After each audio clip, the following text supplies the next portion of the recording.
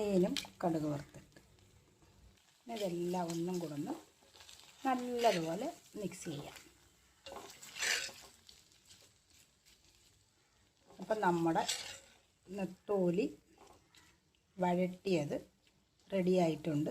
ചട്ടിക്കൽ അടുപ്പ് വെച്ച് കുറച്ച് വെളിച്ചെണ്ണ ഒഴിക്കാം. വെളിച്ചെണ്ണ ചൂടായി വന്നപ്പോഴത്തേക്ക് ഒരു സവാള അരിഞ്ഞത്, ഇതിലേക്ക് കുറച്ച് ഉപ്പ് ചേർക്കാം. ചെറുതായൊന്ന് വഴറ്റി കൊടുക്കാം. ചെറുതായൊന്ന് വഴന്ന് വന്നപ്പോൾ ചെറിയൊരു തക്കാളി, 2 വലിയ പച്ചമുളക് ഇതും കൂടെ ചേർത്ത് ഒന്ന് വഴറ്റിയെടുക്കാം.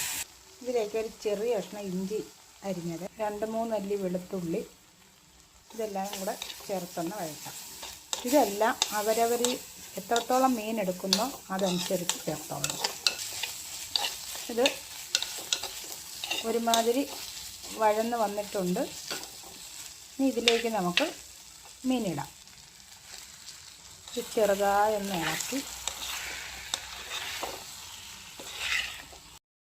വേവിക്കാം. വെള്ളമൊന്നും ഒഴിക്കണ്ട, കാരണം ഇതിനകത്തുള്ള വെള്ളം തന്നെ ഊർന്നിറങ്ങി ഈ മീനങ്ങ് വെന്തോളും. കണ്ടോ തിളച്ചപ്പം വെള്ളം ഇറങ്ങണം, അതുകൊണ്ടാണ് വെള്ളം ചേർക്കണ്ടെന്ന് പറഞ്ഞത്. വേവട്ടെ.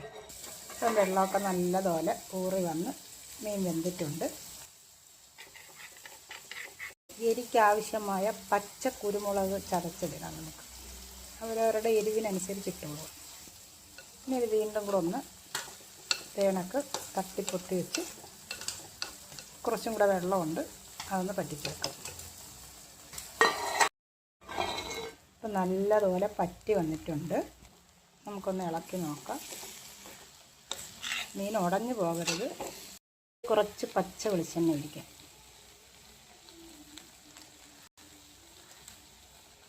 കുറച്ച് കറിവേപ്പില ഇടാം. മല്ലിയില ഉണ്ടെങ്കിൽ മല്ലിയിലയും ഒന്നും കൂടെ ഒന്ന് ഇളക്കാം. ഇപ്പം നല്ലതുപോലെ റെഡിയായി വന്നിട്ടുണ്ട്. അവരവരുടെ ഇഷ്ടത്തിനനുസരിച്ച് എരിവ് കൂട്ടാം. പച്ചമുളക് കുറച്ചും കൂടെ ഇടാം. അതുപോലെ തന്നെ കാന്താരി മുളക് ഉണ്ടെങ്കിൽ കാന്താരി മുളക് ഇടാം. ഒക്കെ അവരവരുടെ എരിവിനനുസരിച്ച് ചേർത്തോളുക. ഇനി ഇച്ചിരി കുറച്ച് കടുകും കൂടെ വറുത്ത് നമുക്കിതിലേക്ക് ചേർക്കാം. അതുപോലെ തന്നെ ഉപ്പ് ഞാൻ ആദ്യമേ ഇട്ടിട്ടുണ്ടായിരുന്നു. ഇപ്പോൾ ആൾറെഡി ഇതിനകത്ത് ഉപ്പെല്ലാം ഉണ്ട്, അതും കൂടെ ശ്രദ്ധിച്ചോണം. കടുക് വറുത്തിട്ട് ഇതെല്ലാം ഒന്നും കൂടെ ഒന്ന് നല്ലതുപോലെ മിക്സ് ചെയ്യാം. നെത്തോലി വഴട്ടിയത് റെഡിയായിട്ടുണ്ട്. ഇത് ഇഷ്ടപ്പെട്ടെങ്കിൽ എല്ലാവരും ഒന്ന് സപ്പോർട്ട് ചെയ്യുകയും സബ്സ്ക്രൈബ് ചെയ്യുകയും ലൈക്ക് ചെയ്യുകയൊക്കെ ചെയ്യണേ.